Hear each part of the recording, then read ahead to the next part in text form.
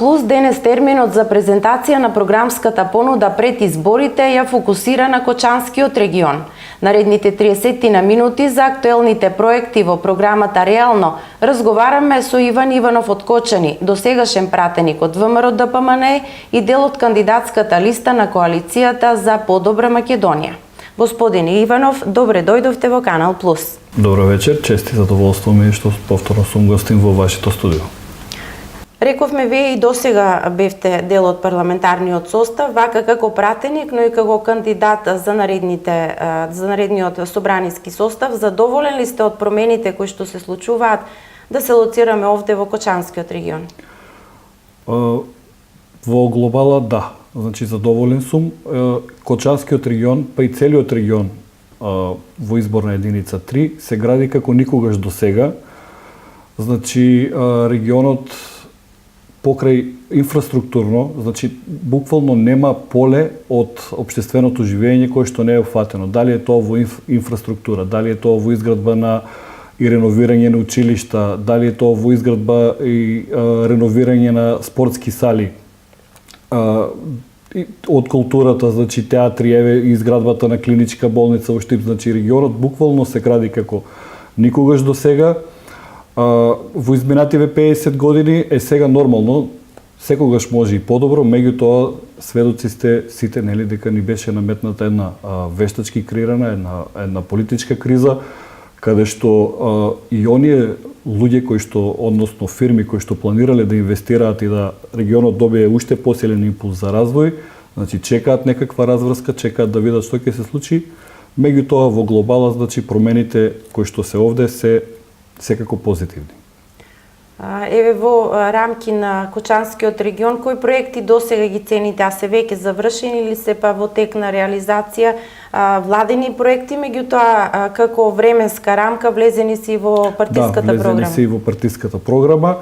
Тоа се неколку пред се битни стратешки проекти за општина Кочани, значи тоа е продолжување на изградбата на браната Оризарска река, понатаму издвојување на крак од гасоводот од Штип према Кочани, кој што е предвидено исто така е влезен во програмата, и секако изградбата на експресниот пат Кочани-Штип, кој што веќе од наредната пролет ќе почне да се граде со во висина, мислам дека некаде околу 54 милиона евра чини целата инвестиција, и тоа значи многу и за граѓаните на општина Кочани, меѓутоа и за целиот регион, бидејќи со тој пат практично ќе бидат поврзани со автопатот Штип-Скопје, кој што веќе е целосно пробиен, веќе на некои места се тампонира и се очекува да се заврши во дадениот рок.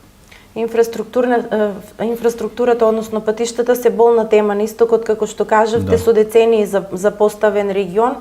Работите тргна кон подобро, политичките опоненти постојано ви критикуваат дека роковите се пролонгирани до многу повеќе од оно што е планирано и дека едни исти проекти ги имате во повеќе изборни циклуси наназад. Меѓу другото, овде и автопатот Штип Миладиновци, експресниот пат до Кочани, Штип Кочани.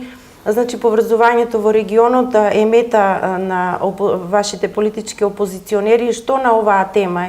Ќе се надминат ли во скора иднина сите овие, барем голем добар дел од инфраструктурните проблеми? Значи вака, вие знаете дека ние од 2006 до 2016 година практично ова ни е 10-ти поред изборен циклус. Знаете какви се правилата за тендерските постапки, значи пред изборите, ние само оваа година имавме 2 пати одложување на изборите и тоа до некаде влијае, можеби влијае на пробивањето на одредени рокови. Меѓутоа сите проекти или најголем дел од проектите кои што се дадени ќе бидат реализирани во предвидениот рок. Сега да се подсетиме како беше до 2006 година, значи оние кои критикуваат, нели, треба да имаме со нешто да се споредиме. Кој пат се сеќавате дека беше направен до 2006 година? Кое училиште беше реновирано? која спортска сала беше изградена, значи такво нешто немаше. Македонија и источниот дел на Македонија се гради, значи само кога ВМРО ДПМН и коалицијата за подобра Македонија е на власт. Кога се зборува за источниот регион и за земјоделието и кога Кочанскиот регион ќе се спомене, не може да не се каже она што е главна земјоделска гранка во овој крај, оризот. Оризопроизводителите постојано се содруваат со проблеми. Еве, пред некој ден имаме најава, односно дојде до разврска и решение на еден проблем околу откупната цена на оризот. Точно така, ние еве и опозицијата не критикуваше дека ние сме биле земјоделско народна партија, меѓутоа ние со тоа не се срамиме од тоа, него напротив, се гордееме. Секогаш сме излегувале во пресрет на земјоделците. Од кога почнаа да се доделуваат субвенции до денес, практично околу 1 милиарда евра се доделени субвенции. Во сегашнава програма, значи до 2020 година, се предвидени нови 600 милиона евра субвенции, значи директна помош за земјоделците. Земјоделците се нашата гордост и најголемата фабрика на отворено.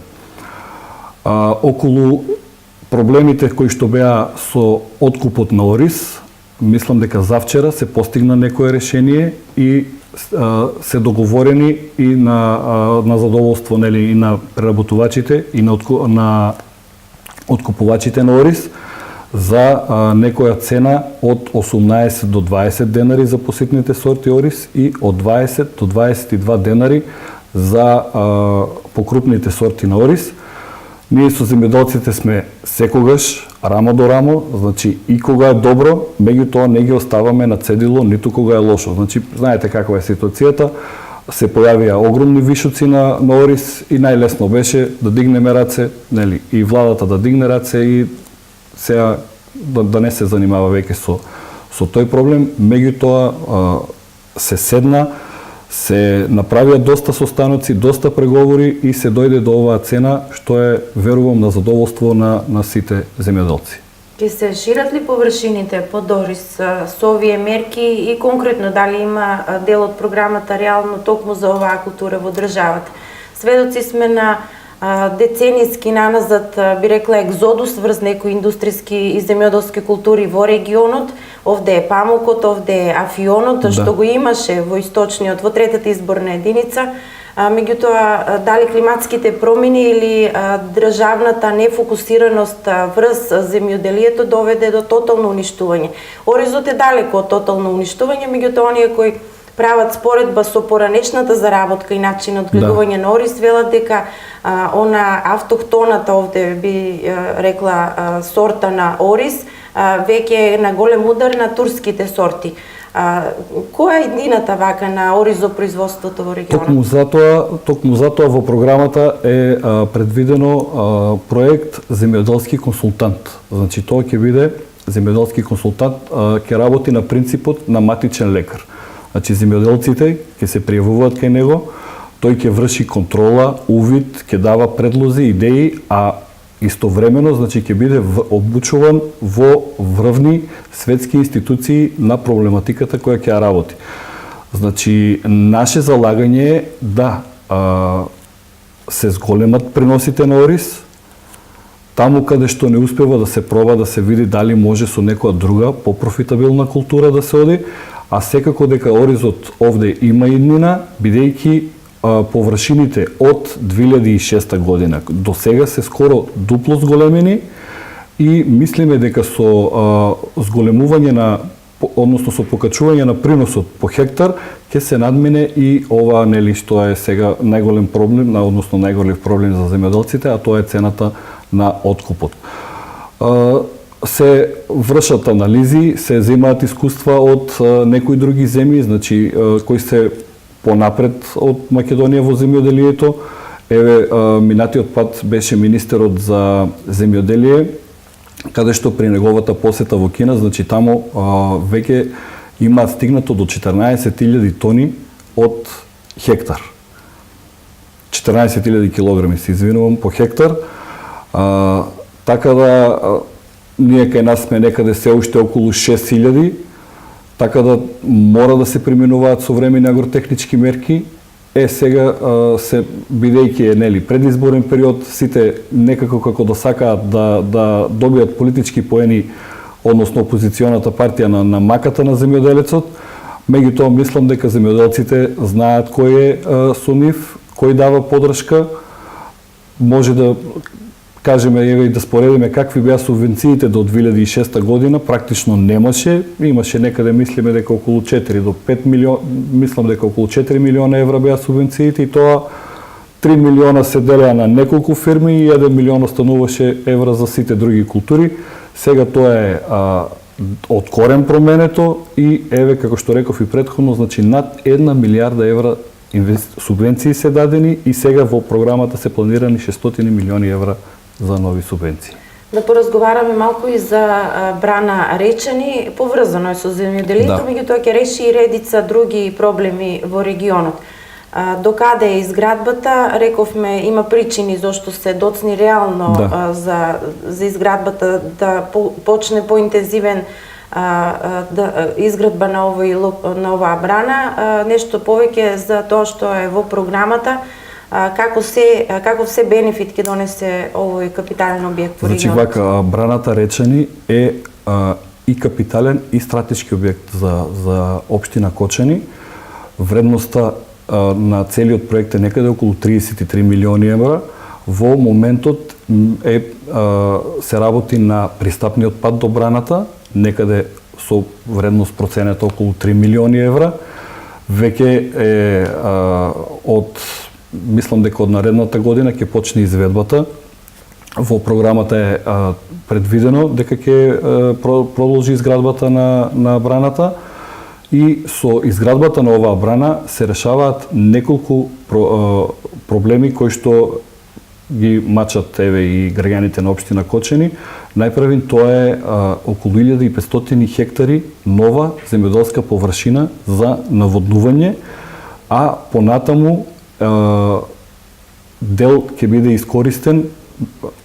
Сега граѓаните не знам дали се запознати гледачите, Кочани вода за пиење добива преку препумпување, односно водата од бунарите со електрични пумпи се носи до фабриката за преработка на вода. Со изградбата на браната Речани и затоа значи комуналното претпријатие, бидејќи се носи со пумпи електрични кои што се со енормно голема моќност, комуналното претпријатие плаќа енормно високи сметки за електрична енергија и затоа водата во општина Кочани е со таква цена какво што е.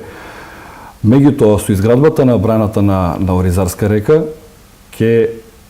водата ќе се спушта по гравитационен пат во фабриката за преработка на вода, нема да има потреба веќе од толкав трошок на електрична енергија и понатаму значи може да се разгледува, односно тие средства ќе останат во комуналното претпријатие кои што нели би биле за развој на други проекти и на други инвестиции од комуналната сфера. Дали се планира можеби искористување во енергетски цели на оваа вода? Да, исто така е планирано, значи исто така во втората фаза изградба на мини хидроцентрали за производство на електрична енергија. И овој дел од програмските понуди пред изборите малку се експлоатира, а тоа според мене е иднината на регионот и на државата, обновливите извори на енергија. Кочани има потенцијал да се грее, да користи во разни цели термални води кои што ги поседува, ветерници, соларна енергија, планот и програмата за источниот регион или што е фокусиран токму на овој дел? Токму така, значи Кочани лежи на едно од поголемите наоѓалишта на геотермална вода во околината. Правени се доста анализи, доста студии се имат и изработено и извршено. Сега за сега, значи, геотермалната вода се искористува за затоплување на одредени оранжерии, како и за загревање на одредени објекти.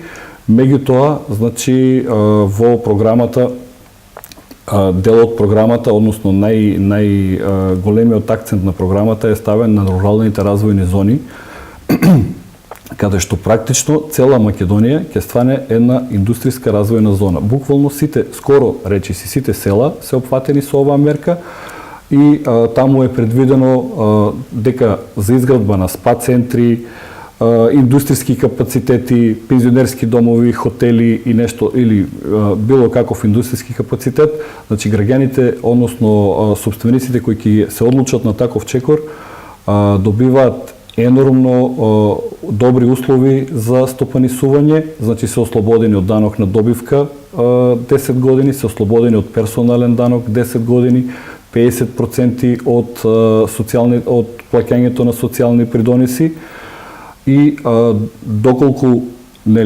примаат лице на работа кој што е 6 месеци на бирото за вработување, добиваат грант од 2000 евра, доколку се одлучат да примат стечаен работник, добиваат околу 4000 евра грант и редица други поволности, во зависност од тоа каков објект планираат да отворат, па се надеваме дека некој ќе препознае и ќе го препознае потенцијалот, ќе инвестира во некој објект кај што геотермалната вода може да се искористи, државата, секако и локалната самоуправа ќе излезат во пресред. Господин Иванов, би ве запрашала и за една економска гранка која во источниот регион се уште е во фаза на развој. Не можеме да се пофалиме дека привлекуваме голем број туристи во регионот, иако постојат проекти што на локално, што на државно ниво да се развие туризмот, да се привлечат овде патници за кои не мора да нудиме долг престој, меѓутоа интересни дестинации можат да се посетат. Планинскиот туризам ни е како адут во источниот регион, гастрономскиот, сите оние љубители на верски и историски објекти исто имаат добра понуда, но некако тоа не е до крај организирано. Нашиот крај овде блиску до Кочани, источниот регион се гордее со Пониква, која прераснува во вистински зимски туристички центар на истокот. Значи имаме вештачки снег и во услови кога зимата е блага, скијачите овде се рекреираат, што е она што се нуди во програмата реално, а може да се значи и импулс повеќе за развој на туризмот во регионот. Па вака, како што кажавте, зимскиот туристички центар Пониква полека, но сигурно прераснува во еден регионален зимски туристички центар. Запознаени сте веќе дека таму функционира викенд населба. Имаше донација од МЕПСО околу машината и за вештачки снег, така што граѓаните можат да ги користат сите благодети на планината и во време кога температурите дозволуваат, меѓутоа нема снег на планините. Ски лифтовите се ставени во функција, така да може да искористиме оваа прилика да ги поканиме сите граѓани кои што сакаат да го посетат овој зимски туристички центар, да го посетат. Обично тоа се случува преку викендите. Има доста и сместувачки капацитети во Пониква, така што може да дојдат граѓаните и да видат како се тоа функционира. На една недела до крајот на изборната кампања, верувам дека сте секојдневно на терен, имате средби со граѓаните. Се надевате ли, односно какво е расположението на терен, како фидбек имате од граѓаните? Ќе се повтори ли во третата изборна единица она што со неколку изборни циклуси наназад се потврдува наклонетоста на граѓаните кон ВМРО ДПМН? Опозицијата нормално очекува убедлива победа во третата изборна единица, која на некој начин е репер за тоа каква политичка клима, какво е расположението во регионот, но и на државно ниво. Третата изборна единица години наназад, значи била столб на коалицијата за подобра Македонија. Години наназад овде нижиме победи и еве сега сме на прагот на 10-та јубилејна победа. Меѓутоа победите не доаѓаат случајно. Значи ние сме секојдневно во комуникација со граѓаните, секојдневно сме на терен и во изминативе и во изминативе 2-2,5 години постојано сме во комуникација со граѓаните. Практично програмата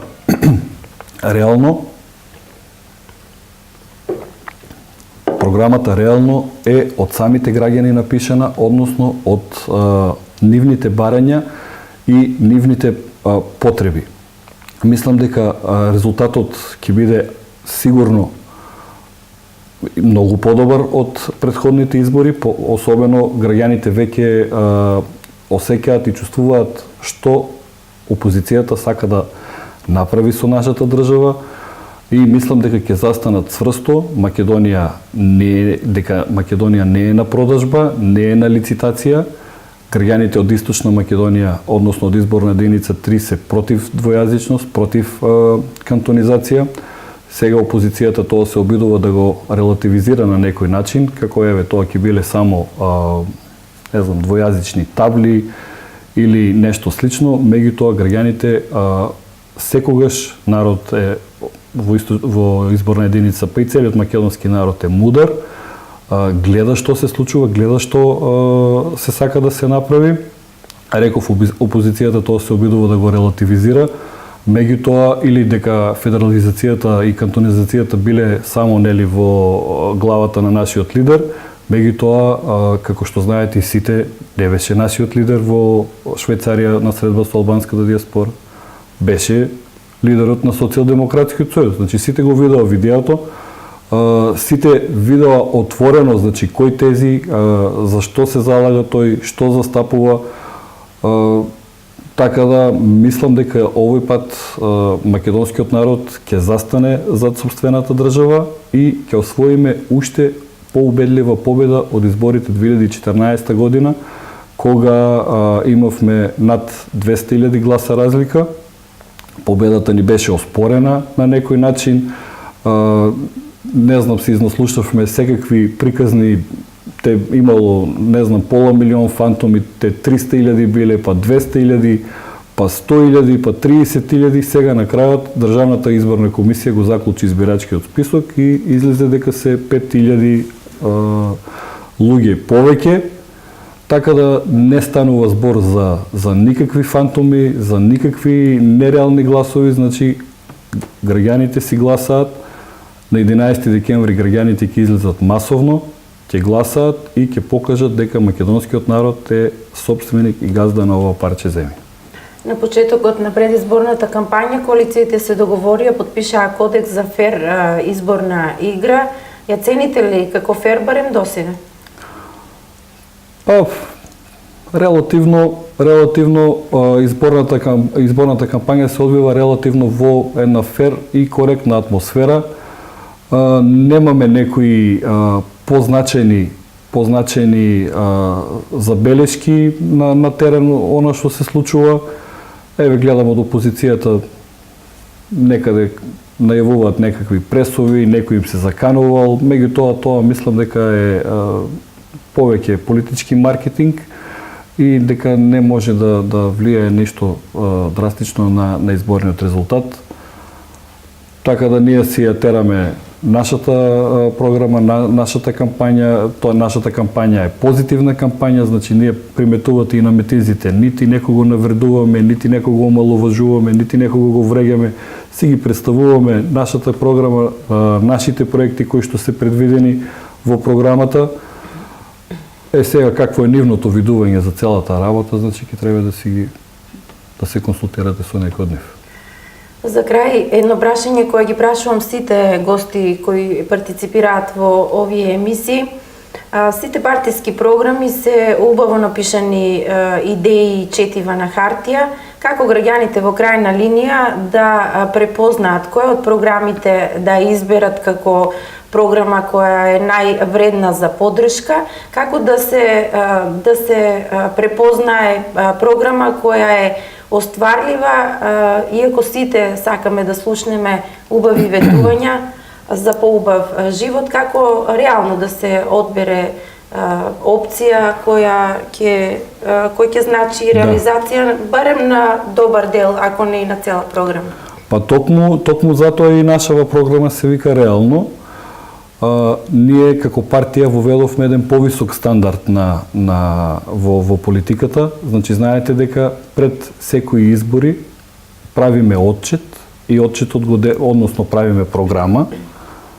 Во програмата предвидуваме што ќе биде направено, па после тоа правиме отчет, значи транспарентно и одговорно кажуваме што сме направиле од тоа што било предвидено во програмата, што е во тек на реализација тоа што е предвидено во програмата и што не сме направиле од тоа што е предвидено во програмата и тоа што не сме го направиле, зошто пишува во отчетот, значи од кои причини не е направено и дали ќе може да се направи понатаму. Затоа не случајно, кажав и претходно, не случајно граѓаните ни ја даваат довербата во 9 изборни циклуси поред, еве сега овој ќе биде 10-ти јубилеен. Гледаме од опозиционата партија дека буквално на граѓаните им нудат се што сакаат да слушнат. Дека просечната плата ќе била 500 евра, односно 30.000 денари, дека ќе враќале ДДВ, дека ќе отвореле нови работни места, меѓутоа ако се вратиме наназад, во времето кога имале можност тоа да го прават, значи просечната плата кога тие замина од власт 2006 година беше 11.000 денари. Сега е скоро 23.000 денари. Просечната плата не е категорија која се утврдува со закон.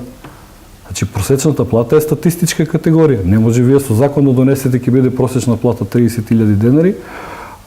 Башка што еве лидерот на опозицијата во неговите фирми каде што работат нели вработени дават плата од по 10.000, 9.000 денари. И сега за како може да се верува на нели таков лидер што нуди таква програма? Ние оно што го нудиме е сосем друго, сосем реално, или пак еве да земеме и за земјоделските субвенции. Кажав и претходно. 2006 година биле 140.000, сега викат велат ќе дадеме 200 милиони евра субвенции. И за било која друга сфера. Значи ветуваат буквално се она што сакаат да го слушнат граѓаните и ако некој седне да направи една математика на нивната програма, ќе види дека ќе му требаат 3 или 4 буџети на Република Македонија за она што го имаат ветено и да го реализираат и да го остварат. Нашата програма е базирана значи на реални бројки, работена е подолго време, направена е така за да се вклопи во буџетот на Република Македонија. Граѓаните мислам дека тоа го веќе препознаваат, дека тоа го ценат и во изминативи изборни циклуси, така ќе биде, мислам дека така ќе биде и овој пат по 10-ти јубилеен пат. Господин Иванов, ви благодарам што бевте гост во Канал Плюс. На крај да ви посакам убава и успешна кампања до идниот петок, мирни избори и секако на крај обраќањето до сите оние кои ни гледаат.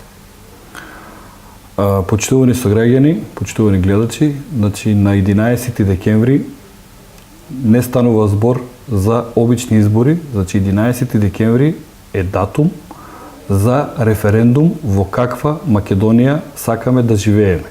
Значи дали сакаме да живееме како досега во стабилна, сигурна, унитарна, цврста, просперитетна и економски да ја зајакнуваме нашата земја, или сакаме да запливаме во некои поматни води, како што нуди лидерот на опозицијата, двојазичност на целата територија, кантонизација и федерализација, односно распарчување, крајната цел, распарчување на Република Македонија. Изборот на овие избори, иако се одвиваат нели во воредно тешки и сложени околности, во услови на политичка криза, е многу едноставен.